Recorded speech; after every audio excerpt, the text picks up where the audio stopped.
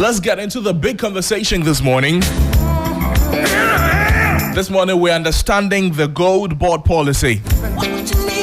Well, the Ghana GoldBod has informed the general public that pursuant to the Ghana GoldBod Act 1140/2025, passed by Parliament on 29th March and assented to by the President of the Republic on 2nd April 2025, all licenses issued by the Precious Minerals Marketing Company, and I'm talking about PMMC, and for the minister responsible for mines to a person other than a large-scale mining company to deal in gold have ceased to be valid. The GoldBod is currently the sole buyer, seller, and assayer and exporter of all gold produced by the licensed artisanal and small-scale mining sector. As such, a statement issued on Monday, April 14, that was signed by Prince Kwame Minta. He is the media relations officer of GoldBod. He said no person other than the GoldBod is permitted to export ASM gold from Ghana, and I'm talking about artisanal and small-scale mining gold from Ghana. Also, no person other than the GoldBod or a licensed buyer or aggregator or service provider of the GoldBod is permitted to purchase or deal in gold in the country. However, the statement added to ensure a smooth transition and respect for existing contractual obligations between licensed gold buyers and their off-takers, the Ghana GoldBod has resolved to allow for gold purchases and exports by persons holding appropriate licenses issued to them by the PMMC and or the minister responsible for mines until the 30th of April 2025. The statement added that an application for a GoldBod license may be done online via the website of the GoldBod or physically at the GoldBod Licensing and Regulations Office located at the head office in Accra.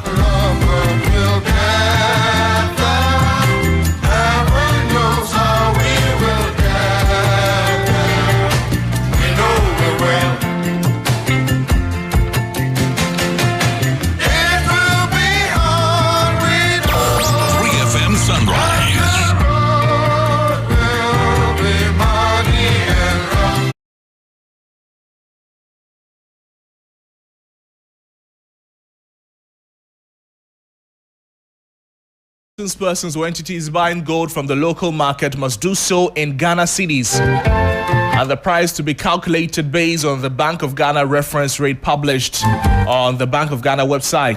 That's also directed from the Ghana GoldBod. The GoldBod also stated that any Ghanaian or fully owned Ghanaian company whose license has ceased to be valid and or any Ghanaian who is desirous of dealing in gold is encouraged to apply for a license under the GoldBod Act. And I'm talking about Act 1140, effective Tuesday, 22nd of April, 2025.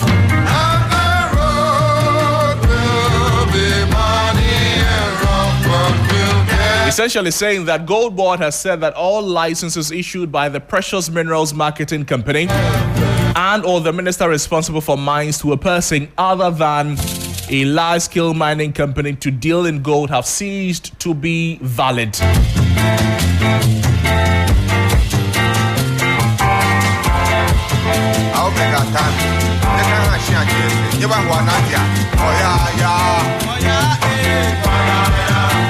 This is a conversation we're getting into this morning as we speak to the experts and the industry players. We'll be touching base with GoldBod itself, management of GoldBod, to explain to us what they mean by this and what their work really is, actually. We'll be touching base with some mining experts as well.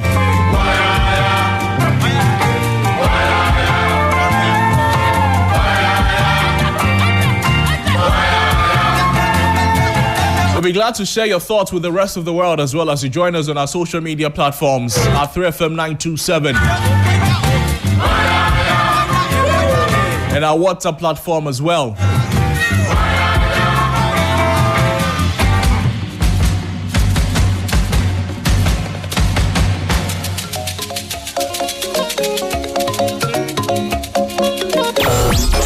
FM Sunrise.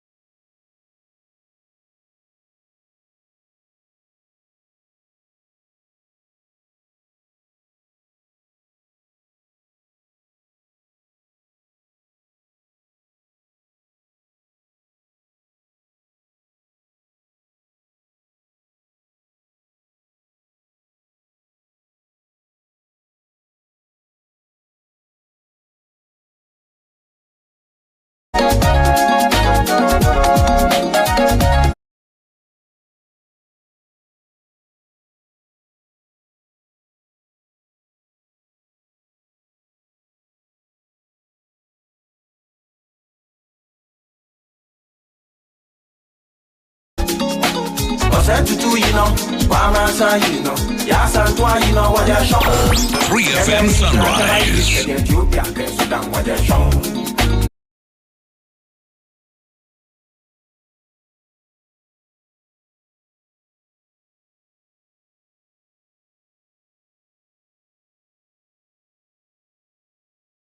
Let's go to the phone lines and speak with Che Kojo Yamwa. He is the Executive Director of Help Foundation Ghana, Help Foundation Africa. He was a major stakeholder or a key player in this GoldBod policy. And the latest directive issued by the GoldBod yesterday on all ASM operators. Temwa, thank you so much for making time for us this morning. Good morning to you. First of all, talk to us about this GoldBod policy. From your stakeholder engagement with them, what have you gleaned? Yes, thank you very much. We in civil society working in the extractive sector are very concerned and are playing our role to ensure that we are able to, maximize benefit from our gold mining whilst we reduce environmental and social damage. So we have made a lot of recommendations, especially improving the governance of our gold sector. And the GoldBod comes in handy during the engagement with civil society and other actors. We made our points very clear because you will see that the GoldBod original intent is to increase forest from the gold mining. So what it means is to increase a lot of the gold production. But our major concern is to ensure that whilst you want to increase forest, you do not support irresponsible and illegal mining. And we made that very clear. And they showed us some of the structures that they will put in place. But basically, in the past, for instance, in 2021, one of our key actors, Africa Center for Energy Policy, had estimated that about $5 billion is annually lost to gold smuggling, and another about $2 billion in tax revenue is lost due to illegal gold operations and smuggling. So that is a lot of money that can be plunged back into the economy, and that can bring a lot of development and growth. So we will need to address that as a nation. And that is why, for some of us, we are happy that the GoldBod being formed is also looking at addressing smuggling, which is a major issue. You know that even our current finance minister had indicated that just in 2022, conservatively, about $1.2 billion was lost to gold smuggling. So that is some quantum of money that we need to be looking at how to manage that, to ensure that our gold that we are, even polluting the environment to generate, we don't also lose the revenue. So it's very important to do that, because when you're losing these money, you will not be able to have enough money to come back to reclaim the land and also to push back in the economy to ensure development. So the issue about the GoldBod and the directive given is in line with the GoldBod Act 1140 that had been passed in 2025, and it's very, very similar to how Tanzania has been able to manage effectively the gold sector. For Tanzania, they have over 42 mineral markets and over 100 more purchasing centers where government is controlling the purchase of gold to ensure that you have certain level of control. As a nation, if you don't have certain level of control, it is very dangerous. Especially, you will not be able to even address illegal mining because the smuggling is bringing in a lot of profit and windfall to those involved.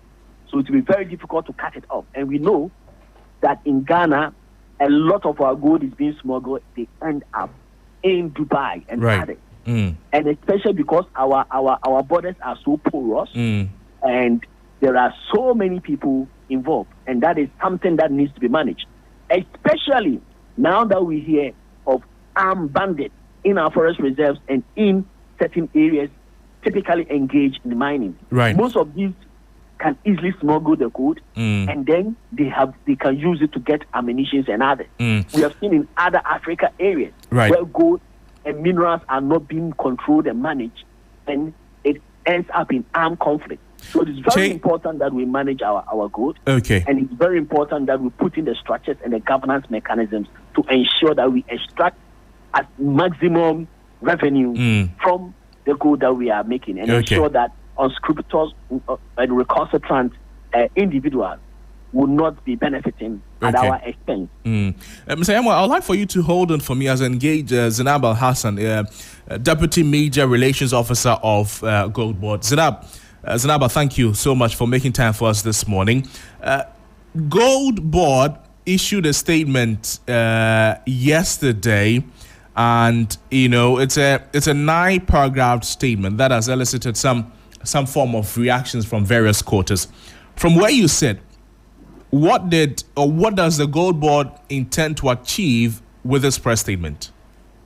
Okay, so thank you very much. So first of all, as we've already stated in the media, we officially become the sole entity permitted to buy, sell, assay, and export gold from artisanal and small-scale mining in Ghana.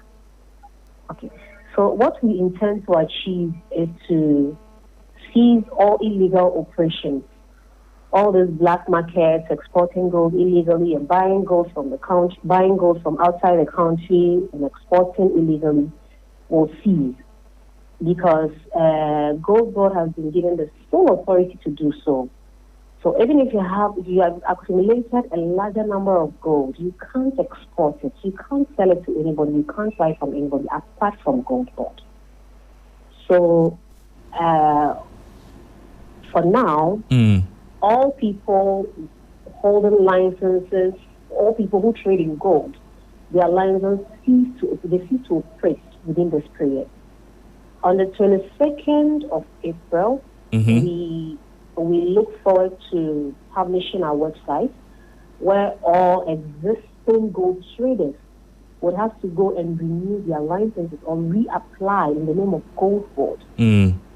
Currently, we know most of them are holding licenses in the name of PMNC and then ones issued by the Minerals Commission. They all cease to operate because we want their licenses to be in the name of GoldBod. So as I said, on the 22nd of April, we'll open the website, we'll go there and reapply for a new license. So, Zainab, what has been the reception or the reaction of industry players so far after the release of this statement? Honestly speaking, most of them have embraced it. They are okay. If you're in the gold business, you would have no option but to conform to the new law that GoldBod is bringing out, because it's going to be to your own benefit. By law, if you are caught operating illegally, trading in gold illegally, the law would have to deal with you. So in order to avoid all this back and forth, just go, apply with GoldBod and start operating, just to avoid every back and forth and being caught, being wanted, and all of that. And more so, one thing that has really affected, there's a category of people that have been affected by this whole GoldBod thing, the foreign traders. But they cease to operate. They don't have any rights to operate. We are dealing with the indigents.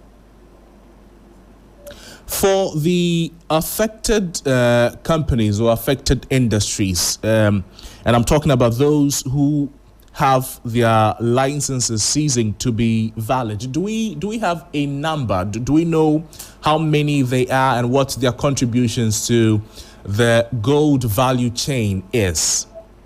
Okay, we know a number of them, but if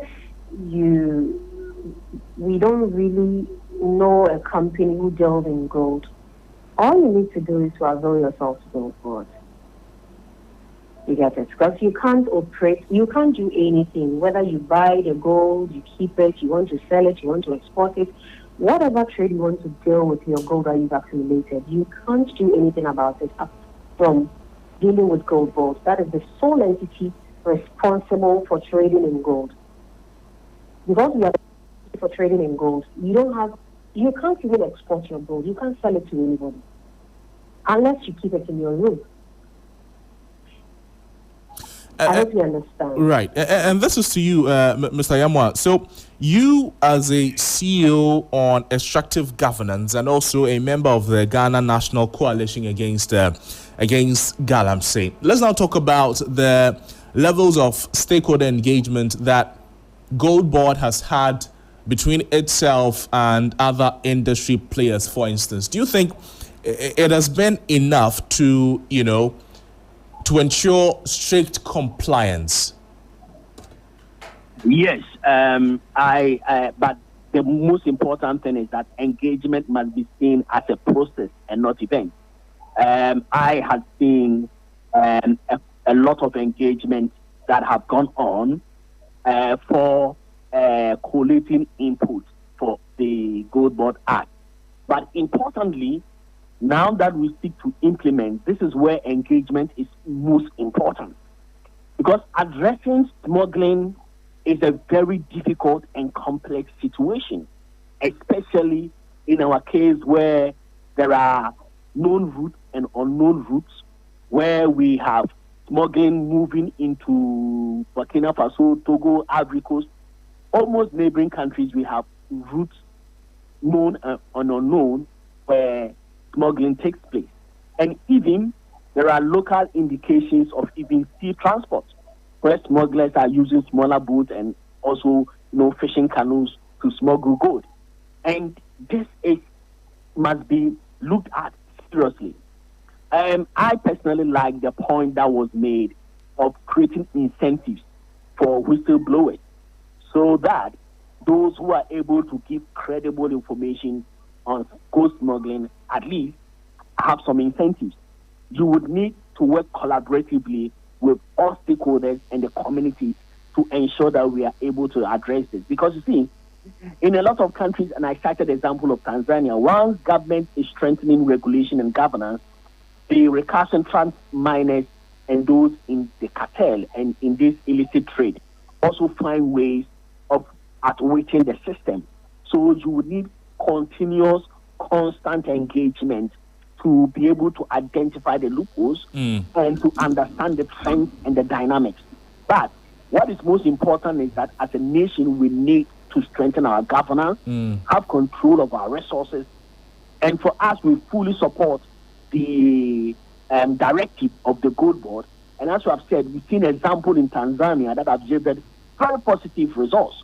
And we have also made a lot of recommendations to the GoldBod to operationalize their objectives and to ensure that we have improved governance and improved enforcement to ensure that the volumes of money we are losing, for instance, with over 1.2 billion to what Africa Center of Energy Policy prescribes, about 5 billion to 7 billion, we shouldn't be losing this money due to gold smuggling. We need that back in the economy.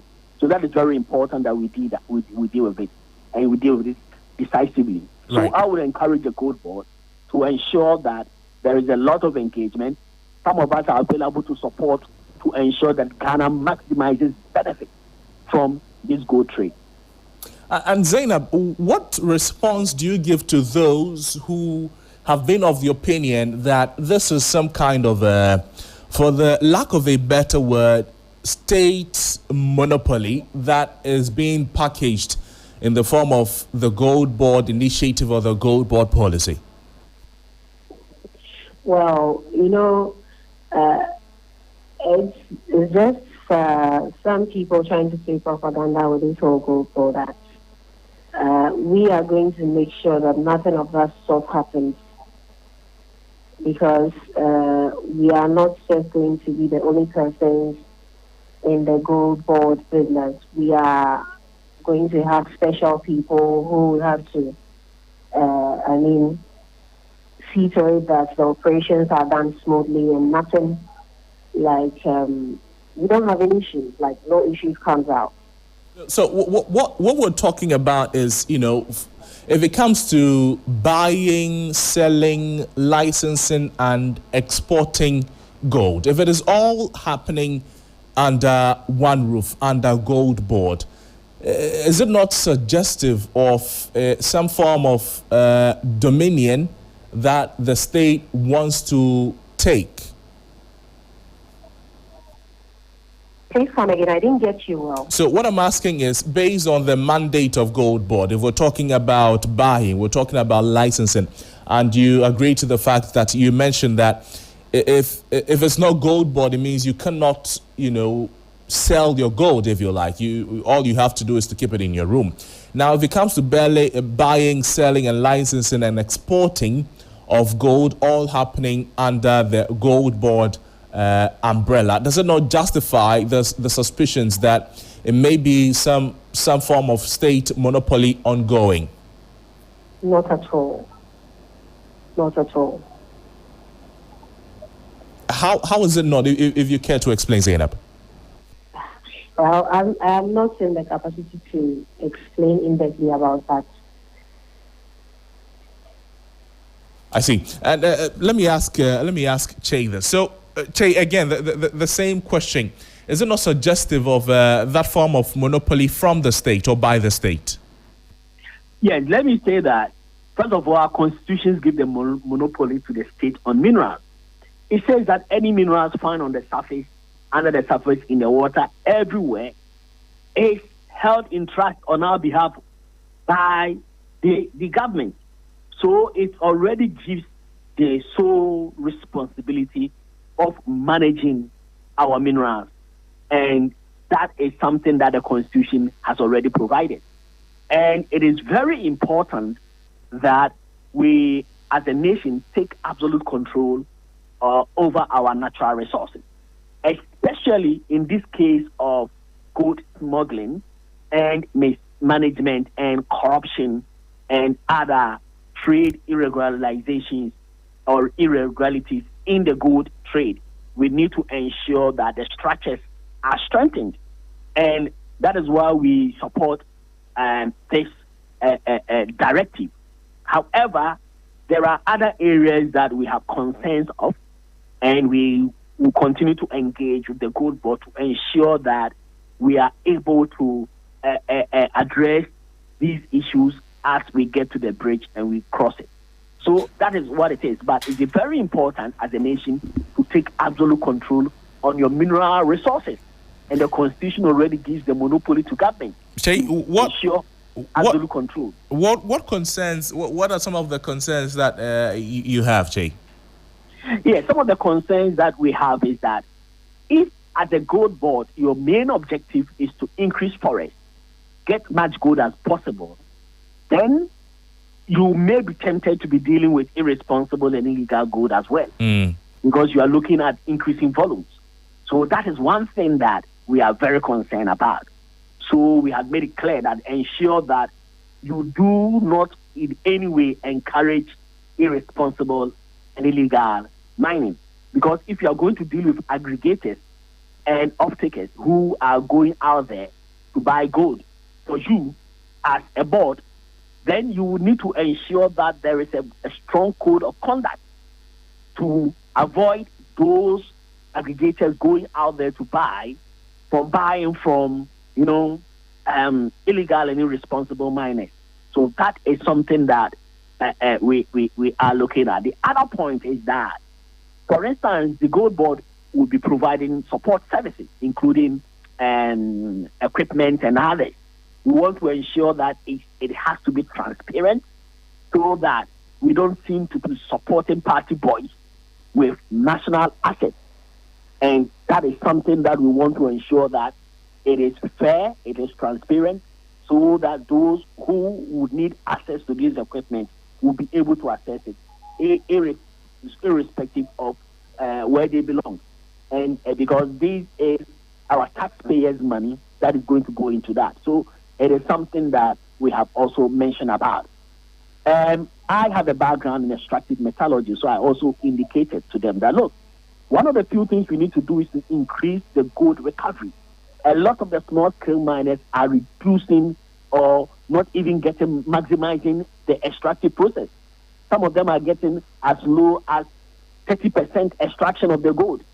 So we are wasting the ore and we are washing them away. So we will need to ensure that there is capacity building, technical training on how to ensure that your concession, you maximize the recovery of the gold in the concession, so that we don't go about taking so many concessions and not really extracting the maximum gold that is there. And some of us saw this years ago when we realized that a lot of the small mining sites were wasting the gold, and the gold were getting washed into the river. And we knew that with time, the miners would go into the river and then get the gold that is there, because the gold was not extracted with the maximum technical efficiency. And that is one of the areas that must be looked at to ensure that when they engage some of us, we are available. We've been doing consultancies in the sector for a while, so that we can guide to ensure that once a concession is given, you are able to maximize your gold recovery and we don't waste the ore. That is a very important point. So these are some of the concerns you had. And Zainab, so what has been the response of GoldBod to some of the concerns that Che Yamwa has raised? I'm sure some other industry players may have, if not the same, but similar sentiments. So, all right, you made mention of how GoldBod will see to it that there is no illegal mining or illegal smuggling of gold outside the country. Well, as stated by the CEO, GoldBod will grant special powers to appointed inspectors on how to clamp down illegal gold smuggling in gold mines. Illegal gold smuggling, let me put it. With the illegal mining, our powers are just limited. We don't have the sole power to deal with illegal miners. That is why we have EPA, we have the Lands and Natural Resources who take charge of that. So they will deal with the illegal miners.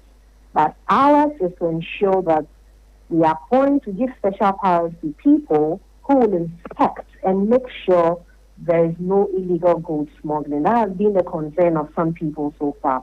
And another concern is the licenses are going to be revoked. They think maybe if the license is revoked, they may not get access to they may not have access to gold trading anymore. If you already have an existing license, you just cease to operate because the license is not in the name of GoldBod. You get it? But so far as we've published the website and you would have to go there and reapply, if you're able to pass through that process, that's all.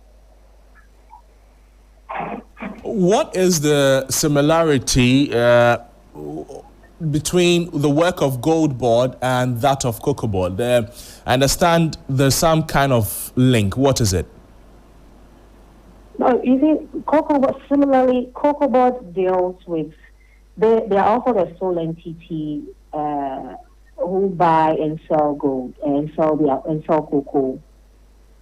So the similarity here is that GoldBod is the sole entity to buy, sell, assay, and export gold. Just as COCOBOD also does this. They are the sole entity to buy and sell gold outside the country.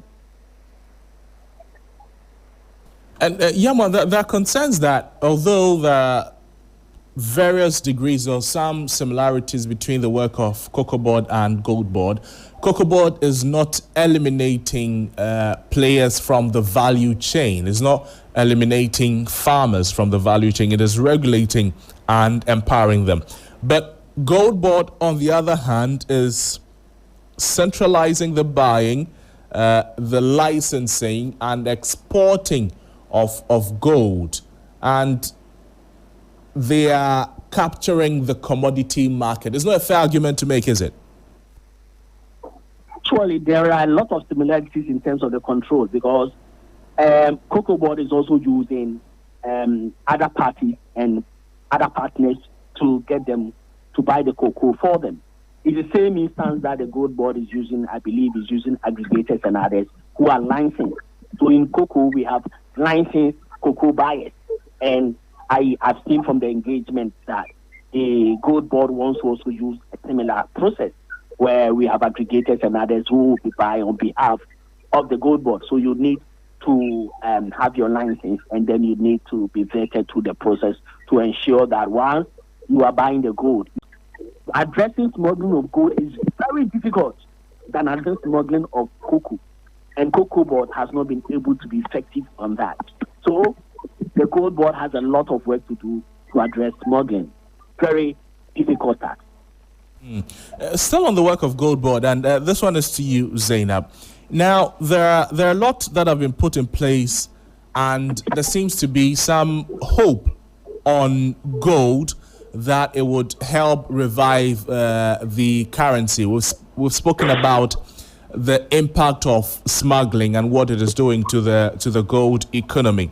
But looking at the effort that has been put in place and pegging that against the work of Galamsey's, rightly so, that GoldBod may not be responsible or may not have a direct role to play in the role of illegal mining. But it looks as though the investment or the resources invested in gold mining in Ghana, it would not be matched by the returns that we get.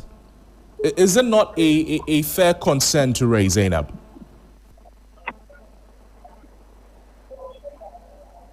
Zainab, can you hear me? Unfortunately, I cannot hear. Zainab, can you hear me? Hello? Zainab, did you get my question? No, please come again. Sorry. I'm receiving multiples of calls, so I didn't hear you all. Okay. So what I'm asking, Zainab, is bearing in mind the position of GoldBod and how it may not be directly linked with the fight against illegal mining. Now, if we're pegging the effort that the state is putting in gold, hoping that it helps to revamp the currency and all of that. Now, the investment, we understand that it may not match the returns that the country is likely to make from the attention it is putting on gold through the establishment of GoldBod and all of the work that GoldBod is doing effective immediately. Is it not a fair argument to make that the returns and the investment will not be on the same level? Oh, okay. So this is very technical, and like I said earlier, I may not be in the capacity to explain some of these things, but all I know is we want to stabilize the cedi by accumulating enough gold for the Bank of Ghana, and then trading in gold will cease. Trading in gold with dollar will cease. We are only using the cedi, the Ghana currency, to trade in gold, which we all know that at the end of the day, what we intend to achieve is to stabilize the Ghana cedi over foreign currency, a currency like the dollar. That's all I can say. But the others are very technical, and I don't think I would have the best answer to give you. I see. Let me put that same question to you, Yamwen. What response would you have to that? Yes, as I've already indicated, there are a lot of things that the GoldBod needs to learn of the things already stated in the regulations and others maybe in the law may be difficult to achieve now, but they will need to do a lot of engagement and others to ensure that they are able to address these and many other concerns that were labeled or tabled when they had the engagement. I hope they have a catalog of all those concerns, and these were very genuine concerns as well, to ensure that they are successful in addressing their issues. Zayamwa, thank you so much for joining us on the program. We're speaking with Che Kojo Yamwa. He is a member of the CSOs in the extractive sector. He's also a member of the Ghana National Coalition Against Galamsey, as well as Zainab Al Hassan, Deputy Media Relations Officer of GoldBod. Gentlemen and lady, thank you so much.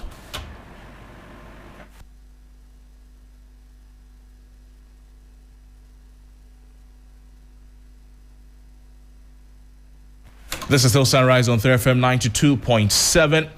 My name is Noble Crosby, and just gone by is the conversation on GoldBod, what they are supposed to do, and clearing your doubts on the latest directive from GoldBod. Accra gets busy on this frequency. 92.7 3FM.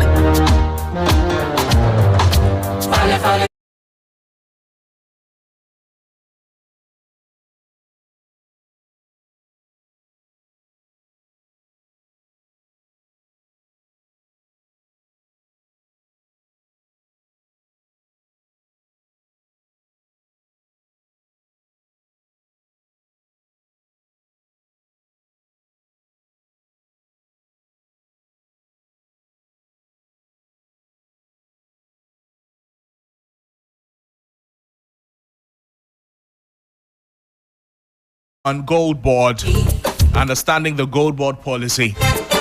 We'll be speaking with the General Secretary of the Ghana Mine Workers Union, Abdul Mumin, on what impact this directive will have on the workers too. We understand that all the companies, they will have to fall in line, but as they do that, what will be the impact, if any, on mine workers in Ghana? Abdul Mumin, thank you so much for making time for us this morning. We've just spoken about this new directive from GoldBod. I'm sure you've seen it and you've followed the discussions on various platforms. For the Ghana Mine Workers Union, how do you receive this news? What impact will it have, if any? Well, we find the news quite disappointing, quite impromptu, and it's actually sent very serious shivers down the spines of our members on the ground. They are not too happy about what's going on, because this came to the fore barely 48 hours ago, and for more indications, in the next couple of days, work has to come to an end. And so beyond the 18th of April, every worker is wondering, what's the way forward for me? And that obviously brings to fore what the role of the union will be in all of this. So we haven't received it with the best of intentions, because we believe that the state hasn't been too fair in the way and manner they've gone about this whole thing. If you're talking about the impact it will have on the workers based on the areas or where they're working or the industry they belong to, what are some of them? Well, immediately, workers are going to lose their jobs. And once you lose a job, you lose your income. And once you lose your income, your ability to contribute to your pensions is immediately truncated. And so there are far-reaching consequences for this singular decision. But the pain that we hold in this matter is in respect of government's own disposition and approach on the matter. Because as I speak to you, we are unable to tell what the plan is. Because it's a major decision that impacts virtually every stakeholder. But it doesn't appear there is a stopgap measure to say, look, this is what's going to happen in between now and when we so decide what the next way forward would be. And so it leaves us in a limbo as to what exactly is going on and what we are required to be doing at this stage. So the impact is obviously quite significant. Workers are going to lose their jobs, and the economy of Daman and the adjoining communities, that's one of the major growth poles when it comes to economic activity around Daman and its enclaves. And so once this decision has been made and work comes to a standstill, Daman is going to be a ghost town. The level of economic activity is going to go down. Will it not be fair, an expectation to have that the workers' union should, for the lack of a better word, attempt or encourage their companies to fall in line with this new directive so that they keep working and they retain the staff that they have? No, I didn't get your question right. Can you please repeat it again? So what I'm asking is, based on this directive from the GoldBod, is it not a fair expectation to have that the workers' union should demand of their companies or their associations, their companies mainly, to fall in line with the requirement of GoldBod so that they will keep working? It means they will keep retaining the staff they have. Oh, my brother, it looks like there's a bit of a mix-up here. I mean, my earlier response was in respect to the Gulf Coast Government of Ghana saga on the non-renewal or non-extension of the mining lease. But in respect of GoldBod, I think that a directive has come through, and ordinarily that is what the statute dictates.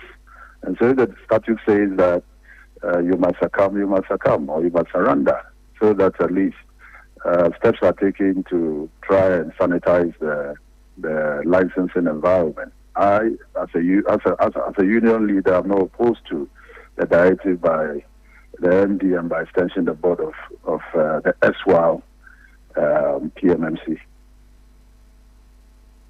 Abdul Women, thank you so much for joining us this morning. We appreciate your time with us on the program. Grateful. Thank you.